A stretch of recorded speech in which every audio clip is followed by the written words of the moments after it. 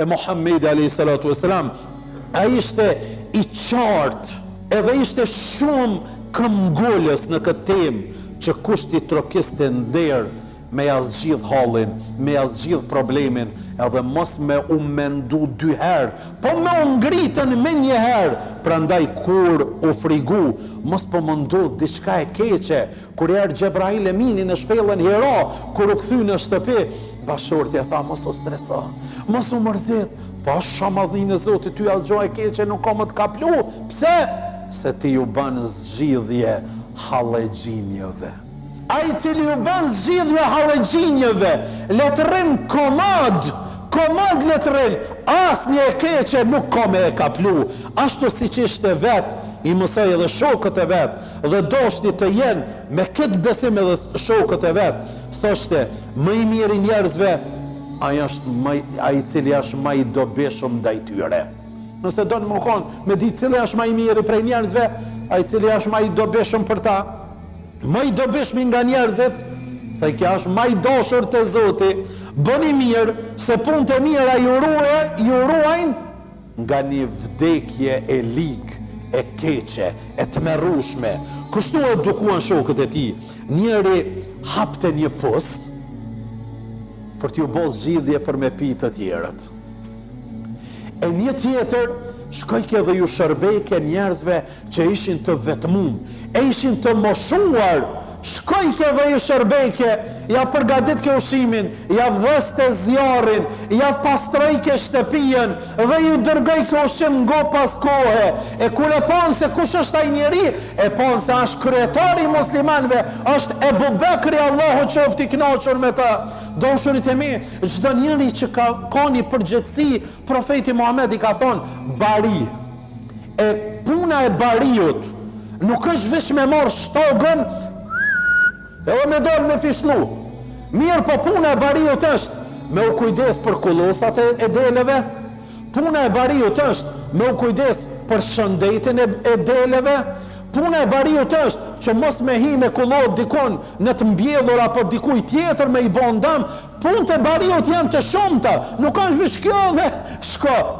Edhe ai i cili e merr në përgjithësi, nuk është vetëm me zoni vend puna aty, me marrë një rrugë, po duhet me i shërby, edhe duhet me pas dertin e masës, e në këtë rast njerëzve xhamatit. Ai njeri që bën mirë, javë merr zemrën njerëzve.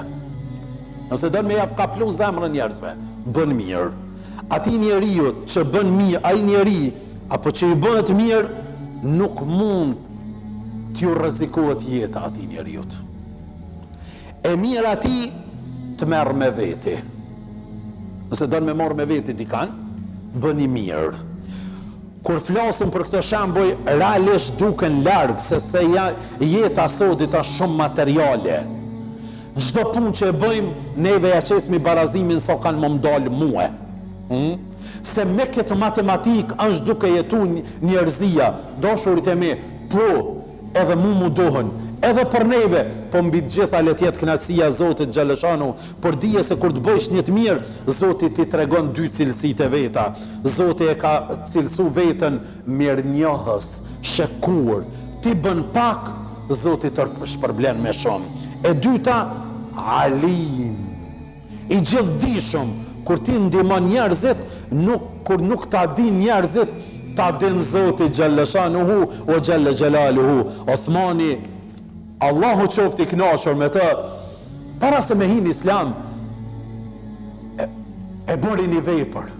E këtë vepër po ja tregon muslimanëve, masi që ka hyrë në islam. Tha, e dini shkaku cili është që ma ka zgjëru gjoksin tim për me pranu hakun të vërtetën. Thanë, po, Hazreti Uthman, na e tregon. Tha, kjo është. Një ditë isha në rrugë të Mekës, një grua takova, Ummu Salame u quajke. Tha, i thash, për ku je nis? Tha, burri ime pranoi islamin dhe shkoj me Muhammedin në Medine, e one nuk shkova me burrin tim, nuk e pranova atë, dashta me nejt këtu. Tha, po të afërmit e mi, familjarët e mi, besimit tim nuk po më vlerësojnë, nuk po më nderojnë, po më keq trajtojnë. Tha, ku marr rrugën për me shku te ai i cili më nderon, më respekton edhe më çmon.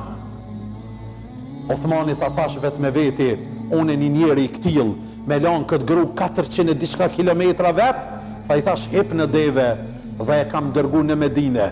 Asun e si kam fol asaj, asaja nuk ka fol muhe.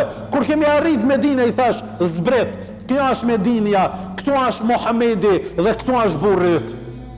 Tha pasha madhin e Zotit, që të mirë që e kam ba, që të shërbim që e kam ba, Zoti e ka hap gjoksin tim dhe është bo shkaktar kjo për unë me pranun islamin, këtë din madhështor të Allahu Gjellëshanuhu e Gjelle Gjelaluhu.